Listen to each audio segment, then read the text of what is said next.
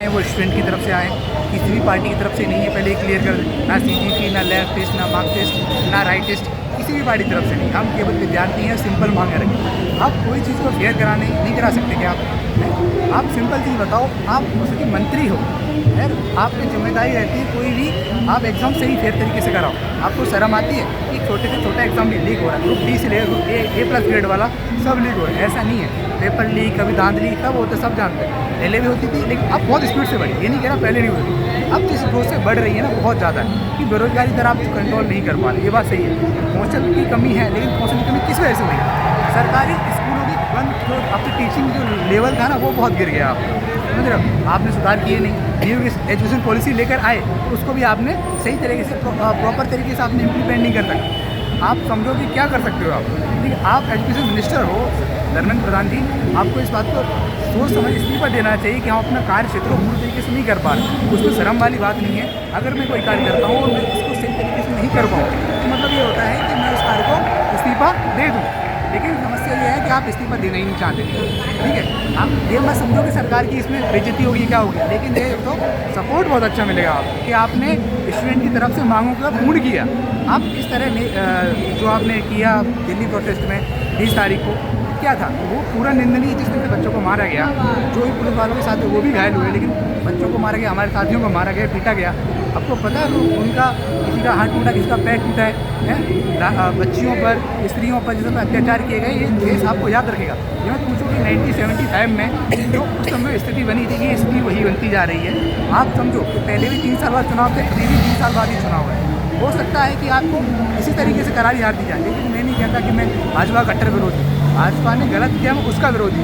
अगर कोई भी पार्टी, यानी कि इंसान, पार्टी, व्यक्ति कोई भी बना रहा है, अगर वो गलत करेगा तो उसका विरोध करना हमारा अधिकार है, लोकतांत्रिक अधिकार है। ये हमें संविधान ने हमें दे रखा है। अगर आप इस तरीके से लाठियाँ बरताओगे, हमने डिमांड किया थी कि हम संसद तक जाएंगे, संसद में जाएंगे, ये हम लोगों ने किसी ने नहीं बोला था, ना ही किसी पार्टी वाले ने बोला हो।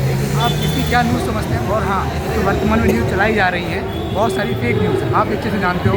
आप अपनी स्थिति को ध्यान रखें। आप पढ़े लिखे हो, जो हाँ कुछ लोग अनपढ़ हैं, घर में बैठे हुए हैं और 2-4 ABCD पढ़ रखी, वो क्या बोलते हैं कि उनको सबको लाठियाँ मारी जाएँ, ये इनमें ना भाजपा के विरोधी हैं, RS के विरोधी हैं, ये क्या बोलते हैं, जो नीले कबूतर हैं, ऐसा बोलते हैं। लेकिन मैं ये कह रहा हूँ, अगर आप किसी के बारे में जानो पहले कि वो कौन था, क्या करता है। मैं खुद एक सामान्य क्षेत्र से हूँ, सामान्य वर्ग से हूँ, मैं प्रॉपर सपोर्ट करता हूँ, लेकिन इसी तरह के नारे कुछ 4-5 लोग जो असामयिक तत्व हम तुम में से मिल जाते हैं वो लगाते हैं।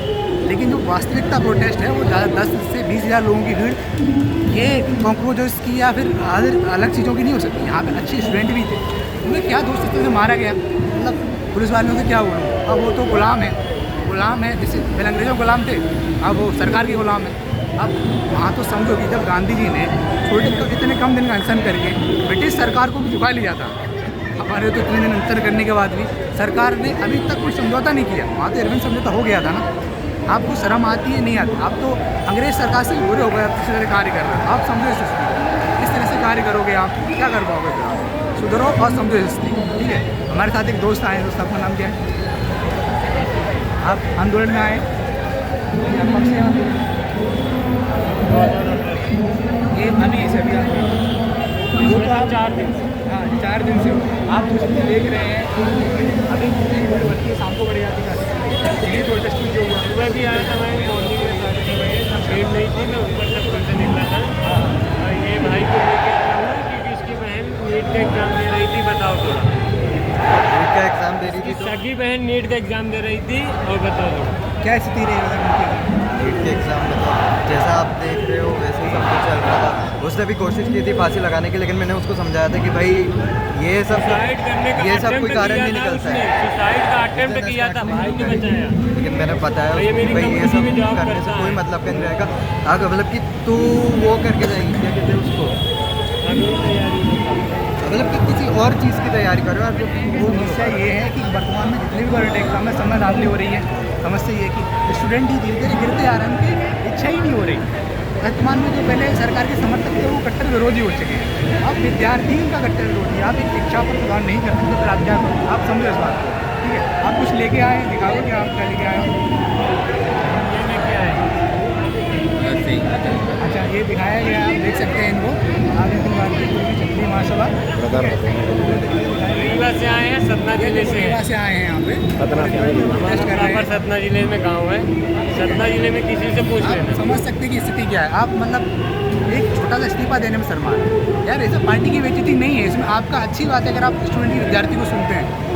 मैं किसी पार्टी का विरोधी नहीं हूँ, लेकिन आपके जो कार्य हैं वो पूरी तरह से गलत हैं, निंदनीय है और आपको इसका दंड भुगतना पड़ेगा। ये तो इतिहास से चलता आया है। इतिहास में जब जब प्रोटेस्ट हुए हैं एक बड़ा बदलाव हुआ है। 1975 का देख लीजिए आप, 1978 में हुआ बदलाव, अभी हुआ है। आप देख रहे हो 29 में क्या हुआ, ये स्पष्ट है। और 2-4 लोग जो है ना समर्थक अभी भी अंध वक्त, मैं उनसे कहना चाहता हूँ कभी बुक्स पढ़ के देखो, कभी वर्तमान में करंट अफेयर उठा के देखो, कभी विद्यार्थी लाइफ जी के देखो। ना तुमको कोरोना आ जाएगा, ना तुमको परेशानी होगी। उसकी बहन की हालत भी समझो, उसकी बहन की हालत क्या हुई होगी।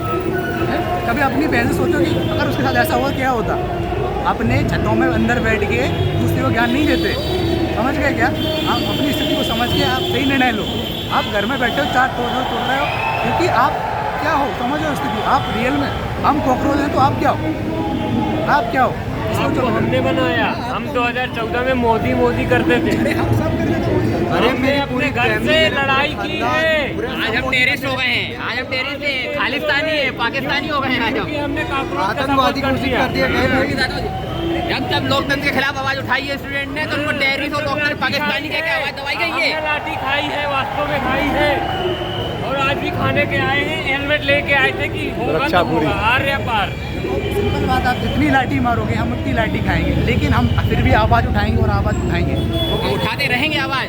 जब देश में अत्याचार होगा, इस तरीके के पेपर लीक होंगे, हम अपनी आवाज उठाते रहेंगे और हम आएंगे, इस तरीके प्रदर्शन करेंगे। जय हिंद, गवर्नमेंट को जय भारत।